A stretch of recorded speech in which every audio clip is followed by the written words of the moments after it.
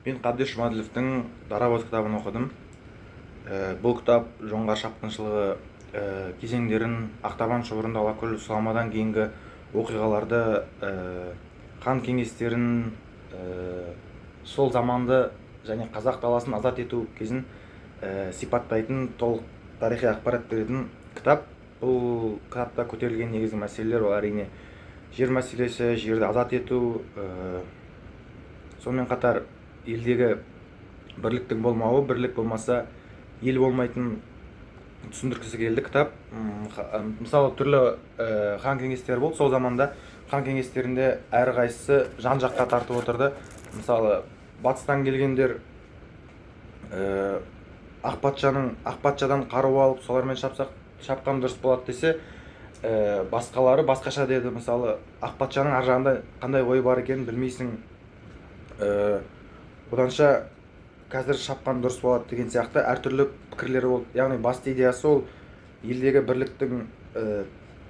бірлікті сақтау, ауызбіршілік, сонымен қатар қазақтың жерін азат ету болды. Кейіпкерлерге тоқталсақ, шығарманың басты кейіпкерлері ол әрине сол замандағы Әбілмәмбет хан, Абылай хан, Қабанбай, Бөгенбай және де көптеген батырлар сипатталған. Мысалы Шапыраш Наурызбай, Қангелді батыр, Райымбек батыр, Батыр Баян сияқты Абылай ханның сүйікті қасында жүретін батырлары, Төле би сияқты, Бұқар жырау, көпті көрген Бұқар жырау сияқты түрлі тұлғалар осы шығармада көрсетілген. Олардың әрқайсысын жеке-жеке тоқталсақ, Абылай хан таққа келмес бұрын ол бірінші қолбасшы болды. Әрине Әбілмәмбет оған бірден оның кімнің ұрпағы екенін түсінген кезде оған тақ ұсынады, бірақ Абылай тақтан бас тартады. Мен Әстөкеннің ұрпағы тірі тұрғанда таққа отырмаймын деп таққа отырмайды, бірақ орта жүздің ханы болып сол кезде ел билігіне араласып қолбасшылықта жүреді. Ал Әбілмәмбет болса керісінше ол өзінің тақуалығымен, дархандығымен, кеңдігімен халыққа ұнады. Ол ел ішіндегі мәселелерді шешіп отырды солай. Қабанбай батыр, Абылай хан, Қабанбай батырды айтайын. Қабанбай батыр ержүрек, өз жері үшін жанын беруге дайын адам. Әрине неше түрлі жекпе-жектерде қазақтың атын шығарып жүрген. Қабанбай қол бастап келе жатыр деген сөздің өзі жоңғарларды рухын сындырып тастаған. Сол кезде Қабанбай деген аттың өзі шыққан кезде мысалы ол бірде-бір жекпе-жекте жеңілмеген, бірақ қарапайым өмірде өте жайдарлы, мейірімді кісі болған деп айтады. Абылай ханға тоқталсақ, Абылай хан сол Бөгенбайдың қосында болып, сол кезде алғаш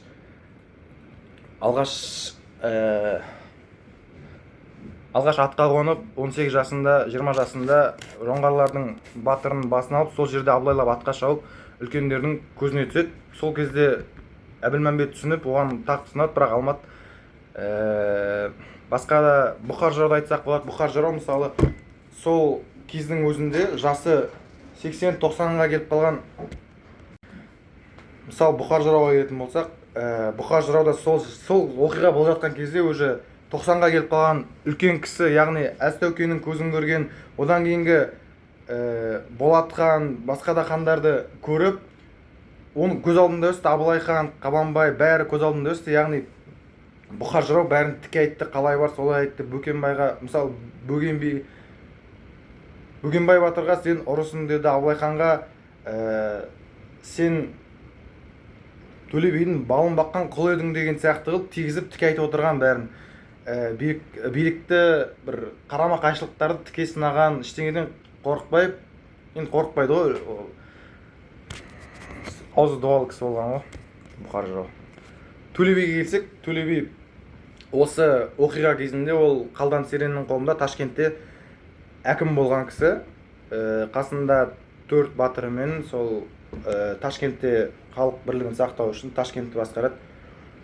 Қасында Наурызбай Қангелді және тағы да басқа екі батыр алып жүреді. Оның екі арманы болды. Осы кітаптың басында айтады, хан кеңесінде менің екі арманым болды. Сол Төле бидің екі арманы болады.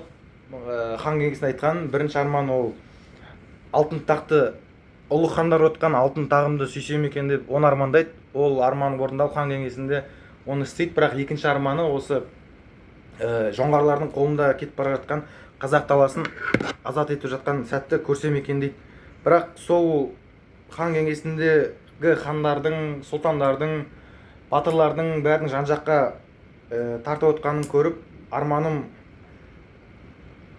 қыр түлкісіндей жеткізбей кетеді-ау деп сол жерде қапыда қалады.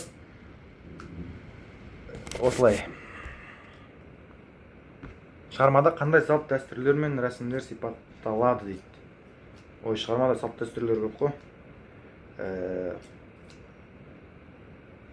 Мысалы, бір ойланайын. Ол есіме түсіріп алдым.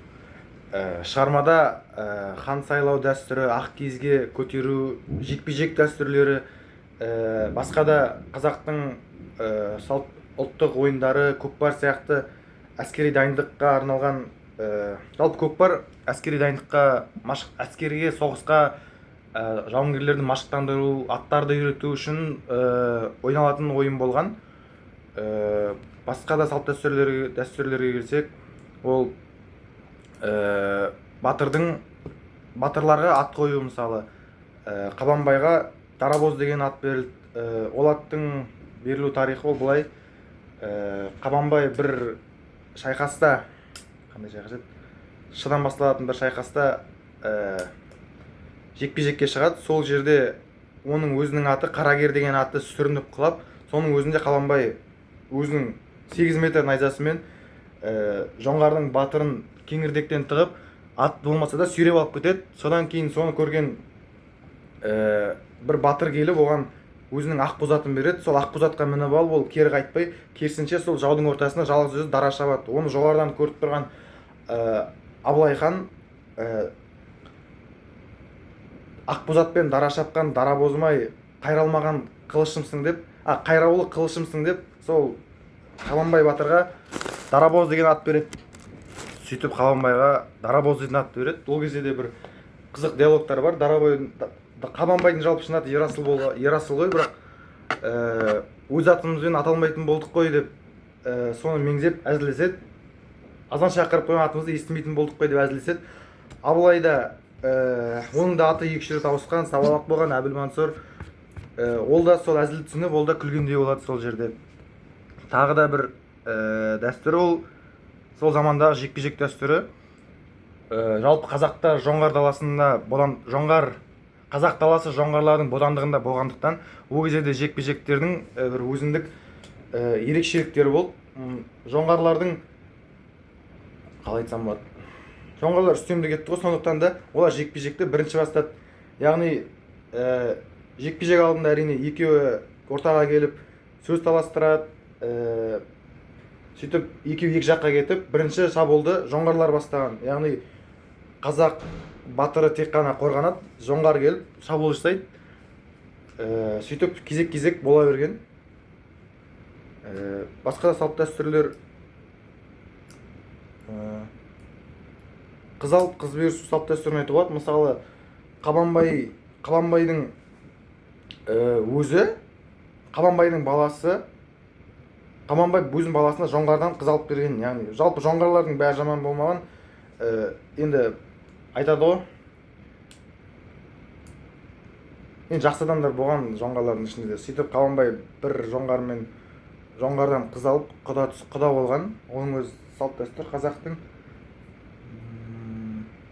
Қытайдағы елші қабылдау рәсімдерін айтуға болады. Яғни қазақтар Манжын империясына барған кезде императордың алдында өзінің қабылдау рәсімдері болады. Яғни императорға бас ию, табыну емес, қалай айтсам болады, еңкею, жерге екпетінен жату деген сияқты бір қытайлардың өзіндік сәлемдесу дәстүрі болған. Бірақ қазақтар оны барған кезде әрине істемеген. Қазақтан Бөгенбай, Қабанбай сияқты алып батырлар барып оны істеу бір қисынға келмейтін әрекет деп санағанда оларға кәдімгі қазақша осылай қолын төсіне қойып басын иіп амандасқан. Император да оны жақсы қабылдаған. Жалпы сол кездегі оқиғаларды айта кетсек болады. Мысалы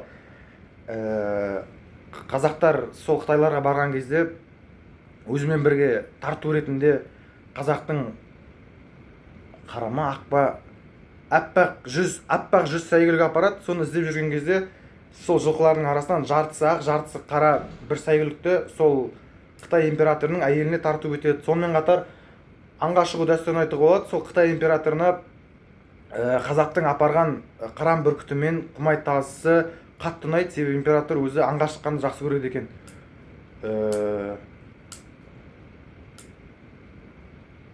Сол аңға шығу демекші, аңға шыққан кезде бұрында Әбілмансұр Абылай хан жоңғардың қолында тұтқында болған кезде сол жоңғарлардың баласымен Әмірсанамен, Қалдан Серен баласы Әмірсанамен анттасады. Осылай аңға шыққанда ант береді бір-біріне, біз ешқашан бір-бірімізді тастамаймыз деп.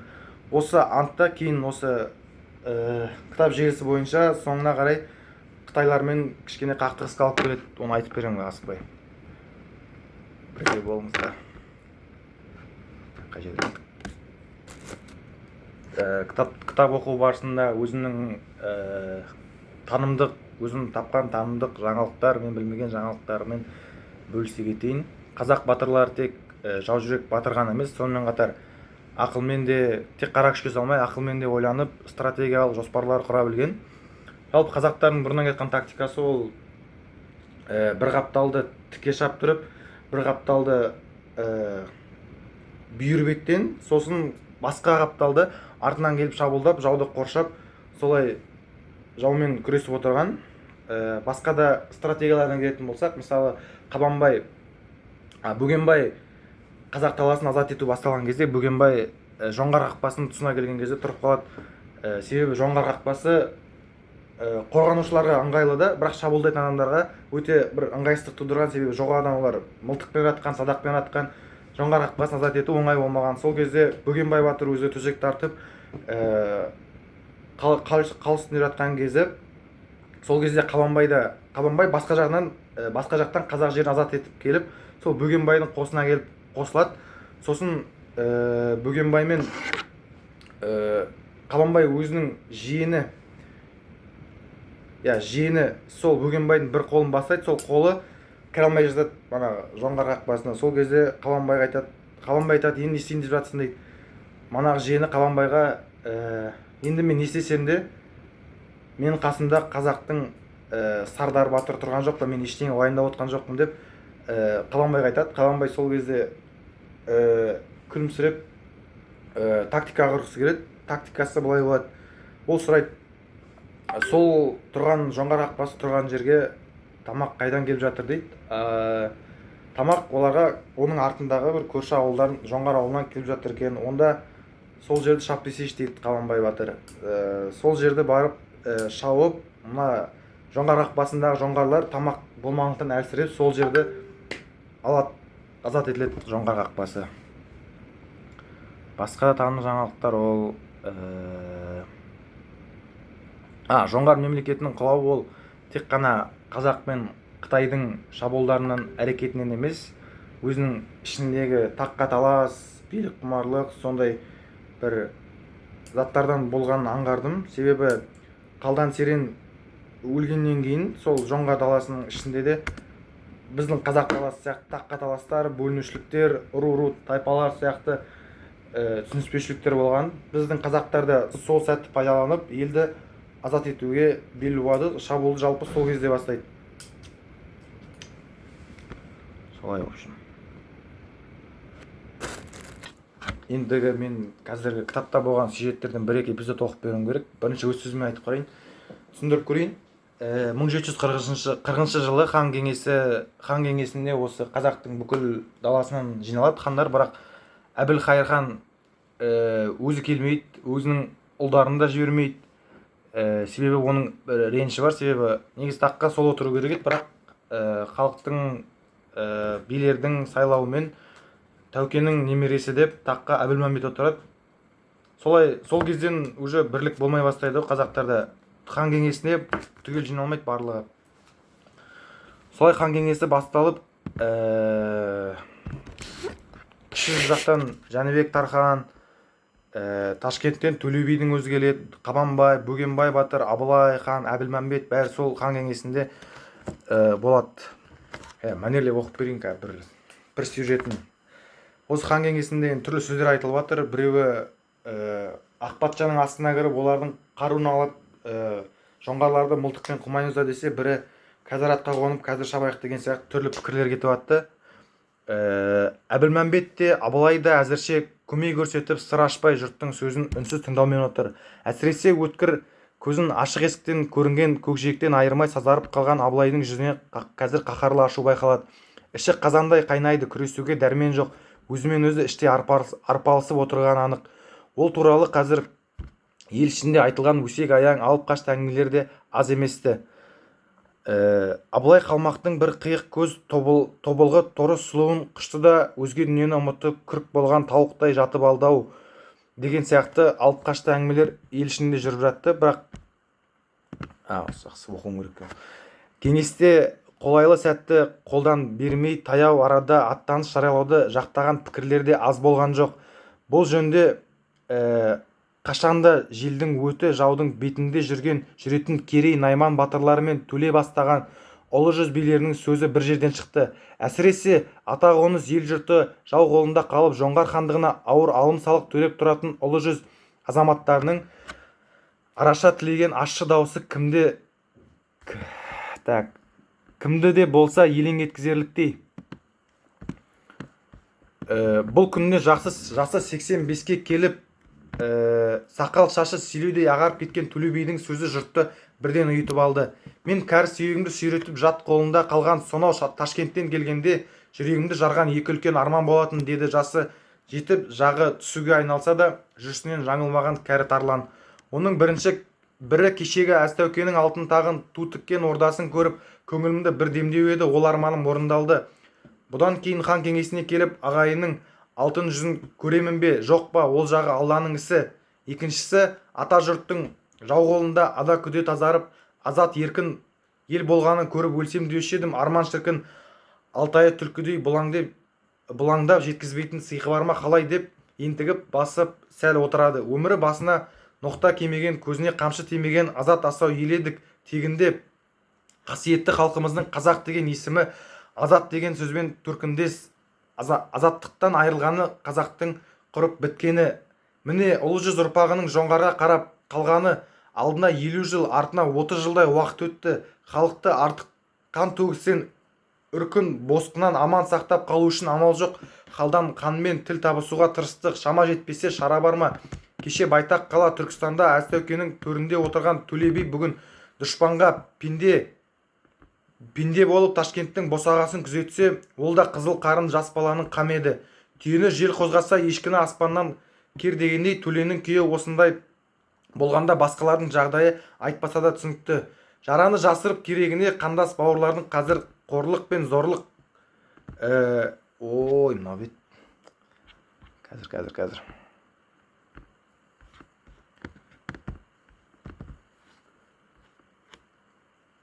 Жараны жасырып керегіне қандас бауырлардың қазір қорлық пен зорлыққа көніп, қалмақтың қойын бағып жүр. Алман салық ауырлап барады. Мал мүлікте ештеңе емес-ау. Ең қиын адамдардың құлдыққа еті өліп кете ме деп қорқамын. Маңдайына құлдық таңбасы бар бір басылса, ол оңайшылықпен өшпейді дейді. Осы жерде тағы да біраз сөздер айтылады. Сол кезде Қабанбай батырдың сөйлеген сөзін оқып берейін. Сөйле Қабанбай, сенің не білген ойың бар, ашып айтшы мына жұртқа, деді. Хан бұған еңсеріле бұрылып, жұрт назары енді осылай қарай ауып еді. Қабанбай сөйлейін деп жатыр, бәрі қарап отыр, аузын ашып. Мен не дейін хан ием, кешегі Әзтәукенің алдын көрген Төле биден сөз артылған жоқ. Күл білтелемей көмейінде жүрген ойды айтты, деді. Жеңсіз бектер сауыт киген алып денесін жеп-жеңіл қозғап алға таман ұмсына түсіп. Бейбіт күн неге жаман болсын, егер төрт түлігің сай, көңілің жай болса, жарты жерің жау қолында жатқанда уайымсыз ұйқы, қамырықсыз күлкі бола ма? Қазақта ана құрсағында қан шеңгелдеп соғыс тілеп туған ешкім жоқ, бірақ менің де бар арманым әкемнің моласы жатқан ата қонысымды көзімнің тірісінде азат ету. Құдай куә, сол арманға жеткен күні қара найзамды қақ бөліп лақтырып тастауға әзірмін. Қазақ үшін жерден қымбат нәрсе жоқ. Дұшпан астындағы атыңды сұраса аяма, өйткені қамбар ата аман болса тұлпар тумай қоймайды. Дұшпан қойнындағы қатынды сұраса да таршылық етпе, өйткені елің аман болса сен үшін тағы бір сұлу бойжеткенді береді дейді. Тек дұшпанға бір сүйем жер беруші болма, өйткені халық көбейгенмен асыраушы жер ана ешқашан үлкеймейді деген екен. Қасиетінен айналайын арғы бабаларымыз. Сол өсиет шынымен-ақ жадымыздан шыққаны ма? Қазір қазақ жеріне келіп туған ойрат ұлының ең соңы 20-дан асып найза ұстап атқа қонып қалыпты. Солар бірте-бірте осы өлкеге бауыр басып, күн ертең жер менікі демесіне кім кепіл деп отырғандығы жағалап қарап өтті де сөзін қайта жалғады. Яғни Қабанбайдың айтқысы келіп тұрғаны, осы жаулап алынған жерлері 40 жыл болды ғой, сол жерде туылған ерлер сол жерге әбден туып өсіп, жасы 20-ға келіп қолынан найза алып атқа қонған. Яғни Қабанбай түсініп тұр, бұл жерлерді азат ету ертең оңайлыққа соқпайды, себебі туған жерін ешкім бергісі келмейді ғой. Жоңғарлар да өзінің туған жері сияқты болып қалған ғой сол балаларға. Осылай әрекетсіз отыра берсек, ақ семсердің жүзі қайтып, ақ сауытты тот басып, батырды бақташыға айналдырып аламыз ба деп қорқамын. Біз әсілі жау келгенде жұдырықтай жұмылғанымызбен арқамыз сәл болса араздаса қалатын жұртпыз ғой. Қазір өріс пен қоныстың тарлығынан жерге таласып, бірінің жағасын бірі жыртатын күйге жетті. Кешегі ел қорғаған батырдың бүгін жер дауы мен жесір дауын қуған барымташы дейді. Сонда не істемек керек Қабанбай батыр? Жер тапшылығын құтылудың амалын айтшы, деді манадан тықыршып әрең отырған Абылай оның сөзін бөліп. Басқалардың қайдан ойын барын кім білген, өз басым биыл жаз Найман атаңның біраз ауылдарын бастап шығысқа қарай қоныс аударсам деп отырмын дейді. Қабанбай осы айтады ғой, мен сендер не істесеңдер білмеймін, мен өз қосымды сол жау жатқан Барқытбел сол шекара болған мыяқта жоңғарлар, мыяқта қазақтар, өз қосынымды сол Барқытбелге барып тігем, жоңғарларға кішкене сес көрсетейік дейді ғой. Солай осылай барат Қабанбай. Осы хан кеңесінде Бөгенбай батыр да өз сөзін айтады. Оның сөзі сол, маған сөз беріп дауға қойғанша найза беріп жауға қойсаңызшы, бүгін аттан десеңіз хан туының астынан табыламын ғой дейді. Осылай айтқан сөздеріне тұрып Қабанбай өз айтқандай Барқытбелге өз қосын тігеді. Сосын сол жерде Қабанбай батыр өзіне аламан әскер жинай бастайды. Сол жерде әскерін дайындайды. Сол әскерді аралап жүріп, жау өзінің жас сарбаздарына жылдамдық қана беріңдер, жылдамдық ең маңызды, соғыста жылдамдық керек деп өз бар білгенін айтып түсіндіріп жүреді. Бізде жалпы атты әскерлер өте мықты болған. Қабанбай батырдың ең бірінші Қарагер деген аты болған, мана айтып кеткендей. Шаған соғысында жекпе-жекке шыққан кезде Қабанбай батыр сол жоңғарды ұтар кезінде Қарагері аяқтан сүрініп, оған Бердіқожа батыр, Бердіқожа ғой, қарап алайын.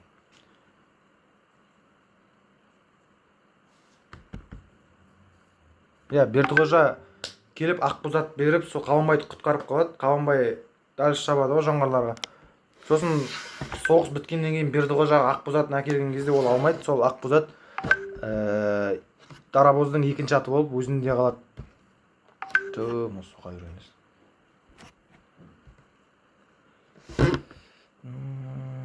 Сол осы шайқастан кейін Абылай хан дарабоз шақырып, Қабанбайды шақырып дарабоз деген ат береді. Қабанбай атамын айтып берейін қазір.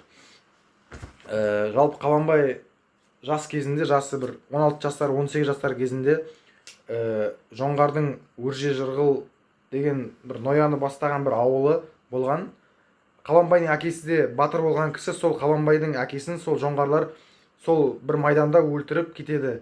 Содан кейін ол Қабанбайдың әрине Қабанбай кек қайтарасы келеді, бірақ шыдап жүреді. Одан кейін Қабанбайдың Есенбай деген ағасын Есенбай өзі жаугершілікке қызықпайтын сер жігіт болған. Ол мал бағып жүрген жерінен сол жоңғар әскері келіп оның қарнын жарып, яғни қинап өлсін деп арам зұлымдықпен қарнын жарып кетіп малын айдап кетіп қалады. Оны көрген Қаланбай үлкендердің бір бұйрығын күтпей, үлкендермен ақылдаспай, өзі атқа мініп сол Өрже Жырғылдың ауылына кетіп қалады. Кек қайтару үшін, әрине әке кегін қайтару үшін. Сөйтіп барып, сол бір қырғыз малшысымен танысып, сол жерде қырғыз малшысынан барын сұрап біліп алады. Сол Өрже Жырғыл түнде далаға шығатын әдеті бар екен. Сол сәтті түйелердің арасымен Қаланбай тығылып барып, сол сәтті күтіп, Өрже Жырғылды өлтірейін деп артынан жүгіре бергенде ойланып қалады, мені қазір бұны өлтіріп кетсем, ол мен өзін кім өлтіргенін білмейді дейді. Сөйтіп Қаланбай Өрже Жырғылдың артынан барып, осылай қолымен буындырып ұстайды да, сені өлтірген мұндай батырдың баласы Есенбайдың інісі деп жүрегінен пышақты қаттап, өзінің еліне бармай, өзінің жездесінің ауылына, Зайсан көлі өзені Зайсанға қарай кетіп қалады. Зайсан жақта қабандар көп екен. Сол Зайсан жақта жүргенде бір екі қабандар жүгіріп шығып Қаланбайға шабуыл жасайды. Ерасылға, ол кезде Ерасылға шабуыл жасайды. Ерасыл бір найзаны Қаланбайға тыққан кезде екінші жағынан екінші қабан келіп, сол Қаланбай найзаны суырып, екіншісі қабанға тығады. Оны кейін келіп жездесі көріп, оған Қабанбай деген ат береді. Қабанбайдан кейін Дарабоз атын алады. Сол азан шақырып қойған Ерасыл деген атын өзі көп ешкім айтпаған өзінің бәйбішесі, сосын бала кезден бірге өскен досы, қазіргі ат қосшысы Ерасыл деп айтып жүрген. Тағы да бір қызық оқиғаны айтып берейін. Ол осы азат ету басталар бұрын хан кеңесінде талқыланады, қай жерден бастап қазақ жерін азат етеміз деген сияқты ойлар кетеді. Біреулер қазақ жерін осы жақыннан Тарбағатай жақтан бастайық десе, мысалы Бөгенбайдың өзі Тарбағатайдан бастайық деп отыр. Себебі соншама қолды оңтүстікке апарамыз дегенше батырлардың, жауынгерлердің рухы қайтып шаршап қалады дейді. Бірақ Қабанбай айтады, Қабанбайға сол кезде Ташкенттен, Төле биден хаттар келіп жүр, бізді қашан азат етесіңдер деген сияқты әңгімелер ол жерде. Төле би де сол Ташкентте Қалдан Серен қолында әкім болып жүр ғой, шаршаған әбден. Сол қасындағы батырлары да көре тұра сол ештеңе істей алмағандықтарына ызаланады. Мысалы Наурызбай батыр жүр, Қангелді батыр жүр. Жоңғарлардың үстемдігі болған заман ғой. Енді ана жерде қазақтың бір батыры өлсе, одан ештеңе болмайды. Бірақ сол жерде жоңғардың бір батыры өлсе, ол үлкен соғыс басталып кетеді сол жерде. Сондай оған. Сөйтіп азат ету басталады. Қабанбайдың өзін айтам. Қабанбай айтады, жігіттер, түстік жақтан бауырларымыздан жанайқай хат болып келіп жатқан кезде, керек болса мен аттың басын өзім туған жерге де бұрып тұрған жоқпын дейді. Сендерді білмеймін, өзім оңтүстікке қарай барамын дейді. Бөгенбай екінші жақтан кетеді, Қабанбай көп қолмен оңтүстікке қарай аттанады. Бірақ сол кезде Қабанбайдың Ақбоз атты жаңағы өлема бірдеңе. Одан кейін Қабанбай атты жүреді. Сол кезде бір би келіп, оған өзінің Ардай емген деген атын береді. Яғни үлкен болса да өзінің енесін әлі күнге дейін еміп, әбден Қабанбайға саятқы үлкен ірі. Бірақ сол Қабанбайға Ардай емген деген ат, бір би айтады Қабанбайға, Ардай емген деген ат бұл батырлардың атына жараспайды, бұған ат қояйық дейді. Манағы аттың басында бір артық еті жоқ екен, сол үшін Қубас деген ат қояды. Сол Қубаспен өмірінің соңына дейін, сол соңғы жекпе-жегіне де сол Қубас атпен шығады Қабанбай. Сөйтіп сол қол оңтүстікке аттанады. Олармен бірге енді шашатпай апару керек қой, аспаздар жүреді, түрлі көкпарлар ойналады. Қабанбай оңтүстікке қолы шашатпай жеткізеді. Сөйтіп азат ету басталады.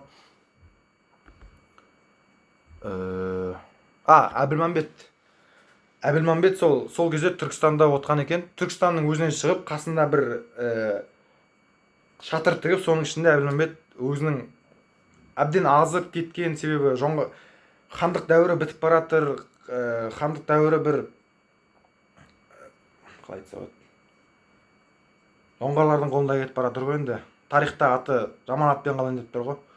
Сондықтан бір өзі күйзеліске түсіп жүрген кезде, Әбілмәмбет отырған кезде, тақта отырған кезде Қабанбай кіріп келеді. Осылай қойып, қалай еді, оң қолын кеудесіне қойып, оңтүстік жерін жоңғарлардан азат етуге қолбасшыңыз Қабанбай батыр әмірлігіңізге келіп тұр дейді. Сол Қабанбайды кең құшағына алып, Әбілмәмбет құшақтап жылап жібереді. Сол жерде жалпы сол кезде батырлар мен билердің арасында бір субординация деген болу керек қой, бірақ Қабанбай келген кезде Әбілмәмбет қуанған соншалық солай в общем. Сөйтіп Түркістанды азат етеді, Әбілмәмбетті өзінің тағына отырғызады. Сөйтіп Ташкентке Төле биді азат етуге аттанады. Қабанбай батыр. Сол Төле би Қабанбайдың келе жатқанын естігесін, арысқа келгенде алдан шығады. Төле би Қабанбайды құшақтап келіп, мен Құдайдан сұрап едім, елімізді азат еткен кезді көрген кезден жанымды ала бер деп серт еттім. Құдай жанымды ала бер дейді. Сол кезде Төле би айтады, Қабанбайды көріп риза болып тұр. Қабанбай, сіздің жазған хатыңыз бізді атқа қондырды ғой деп Төле биге айтады. Қабанбай осылай керек кезінде табылып отырған, жалпы манағыдай Бөгенбайды құтқарып қалды, Әбілмәмбетті құтқарып қалды. Енді Төле биді тұрған жерде азат етті. Тағы да қызық әңгімелер бар.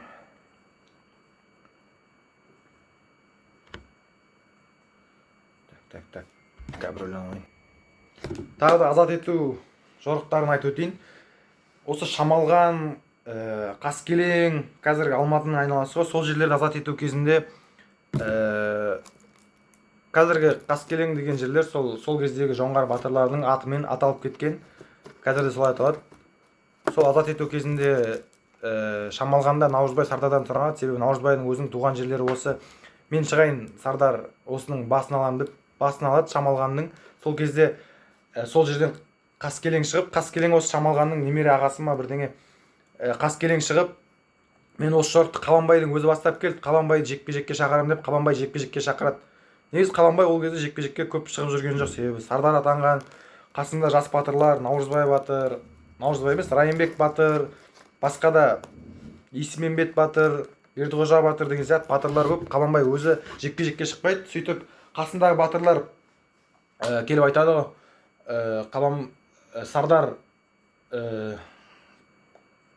сіз не істейсіз шығып, біз өзіміз шығайық деп. Жоқ, Қабанбай айтады, менің атым аталған кезде, мен тірі тұрған кезде жекпе-жекке өзім шығам деп, сөйтіп Қубасты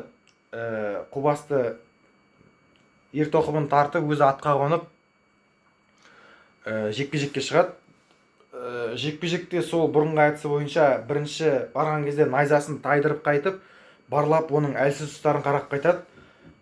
Барып қарап қайтса, әлсіз тұсы жоқ екен. Негізі мына жерден ұрып жүр ғой, ол мына жерден кіндік тұстан сауыттың мындай бұрылатын біріккен жерлерінен ұрып жүр, бірақ ол тұстары да қатты жабық екен. Сөйтіп Қабанбай стратег қой, гений ғой.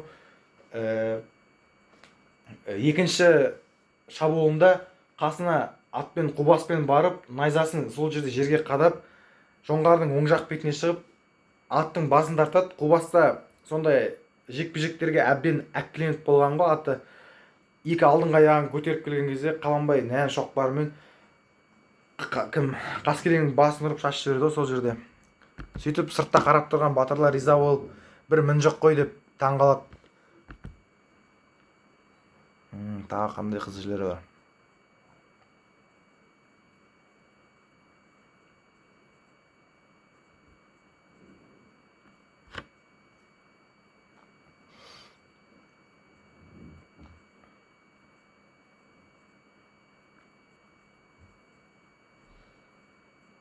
Алтыбаштың басын қосу үшін болған жорықтарда Қабанбай сұранады Абылай ханнан.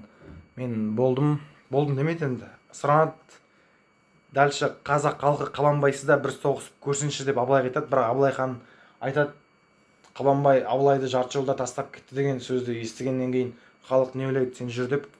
Оның өзіне қолды Қабанбай бастап келе жатыр дегеннің өзі халыққа жаудың рухын сындырады ғой деген сияқты қылып Қабанбайды өзімен бірге ертіп алып кетеді. Одан кейінгі тағы бір қоқандармен соғыс кезінде осы қоқандармен соғыс кезінде Абылай хан Қабанбайсыз Бөгенбайсыз соғысады. Сол Абылай ханның ең бірінші Бөгенбайсыз Қабанбайсыз өткен соғысы болды, және бір жеңіске жетсе де шығын көп болды ғой.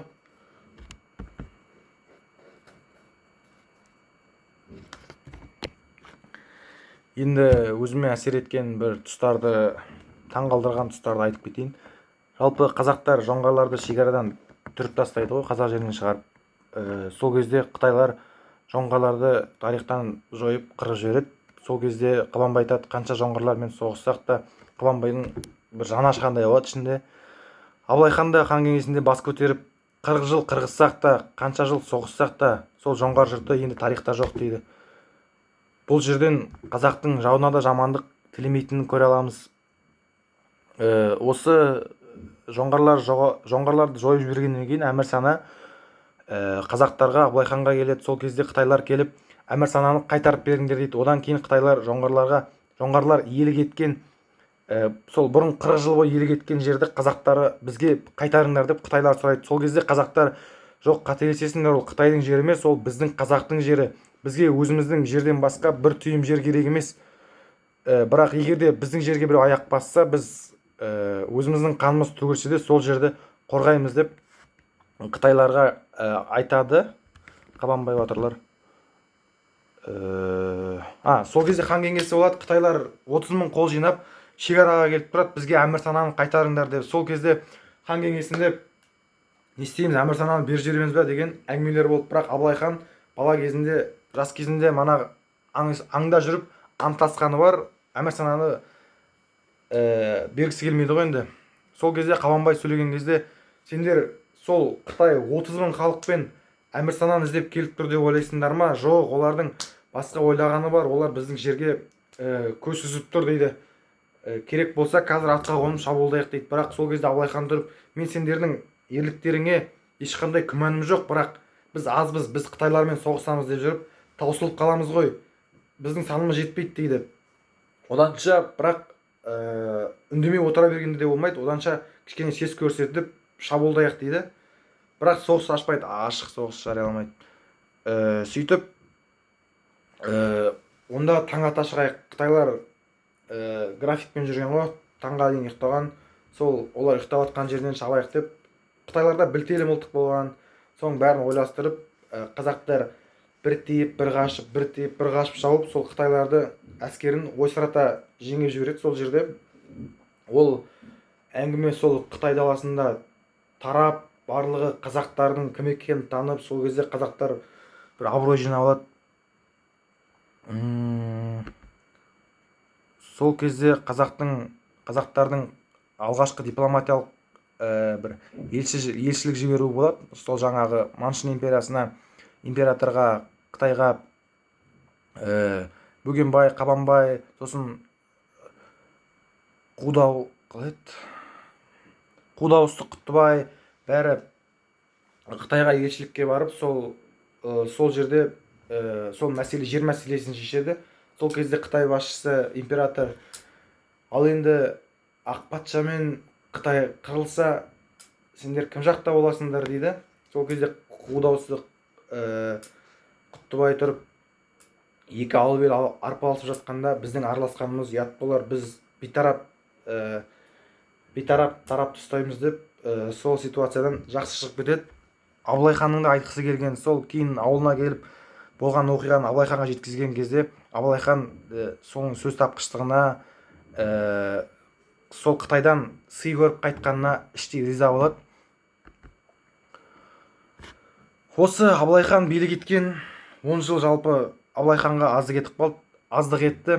Ол әрі де қазақ даласын, шекарасын кеңейтіп бермеді. Алты алаштың басын қосты, қазақ даласын азат етті. Сол Абылай хан тақтан өлгеннен кейін, мына жақтан ақ патша, мына жақтан Қытай қазақтың даласын талан-таражға сала бастады.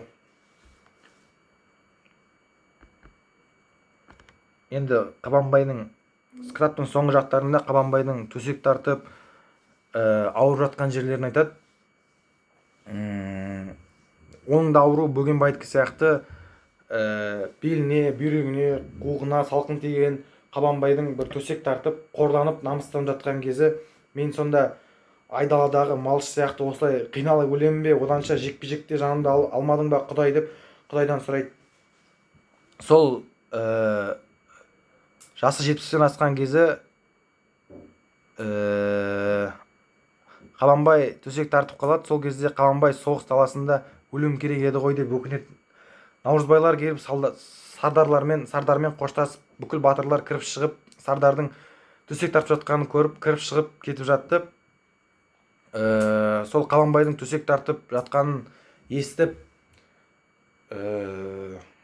әке кегін қайтарам деп, бір жоңғардың батырының баласы қабанбайдың төсек тартып жатқанын естіп, оның ауылын шабуға келеді. Бірақ қабанбай да оңайлықпен берілмей, өзі сол жерде атқа қонып, қарсыласын найзасын 15 метр жерден қарсыласына лақтырып, қарсыласын аттан жұлып түсіреді, өзі 15 метр шауып барып, аттан құлап сол жерде өледі. Барып қараса, қабанбайдың денесінде дым жарақат жоқ, бірақ жаны шығып кеткен екен. Өзі армандағандай жекпе-жекте ұрыс даласында қаза тапты. Енді бұл кітапты мен өзім достарыма, жақындарыма не үшін ұсынамын? Біріншіден, бұл кітап тарихты, сол жоңғар шапқыншылығы кезін толықтай сипаттайды. Сол замандағы тарихи тұлғалар, Бұқар жырау, Төле би сияқты билердің сөзін тыңдағысы келсе, естігісі келсе, оқығысы келсе, осы кітаптан таба алады әрине. Сонымен қатар бір риза қылатыны, бұл кітапта сол бізбен жасты адамдардың ел болашағын ойлап жүргені, мысалы біздің қазір ойлап жүрген мәселелеріміз оның қасында түк емес. Кейде бір болып қалады ғой, көңіл күйіміз түсіп, ештеңеде шарасыз болып қалғандай боламыз. Бірақ сол замандағы біздің жасымыздағы ер адамдарға қарайтын болсақ, олар сол заманның өзінде елімді жерімді қорғаймын деп атқа қонып, атқа шапқан. Сондықтан да мен осындай бір сабақ алу үшін, рухты ояту үшін осы кітапты оқуға кеңес беремін. Қабдеш Жұмаділов қазақ әдебиетінің ірі тұлғасы, тәуелсіздікке дейін-ақ батырларымыз туралы жазған, кеңестік цензурамен күрескен, оның ерекшелігі тарихты, шындықты бұрмаламай тікке жеткізген, батырлардың мінезін нақты сомдаған. Тағы бір айта кететін жай, кітапта Қабдеш Жұмаділовтың соңында айтады: мен асырып та жібермедім, жеткізбей де қоймадым, қалай бар, кітапты солай жеткіздім бе? Шынымен де солай болған сияқты әсер қалдым. Мен де кітапты оқыған кезде жақсы жеткізген екен. Қорытынды осы.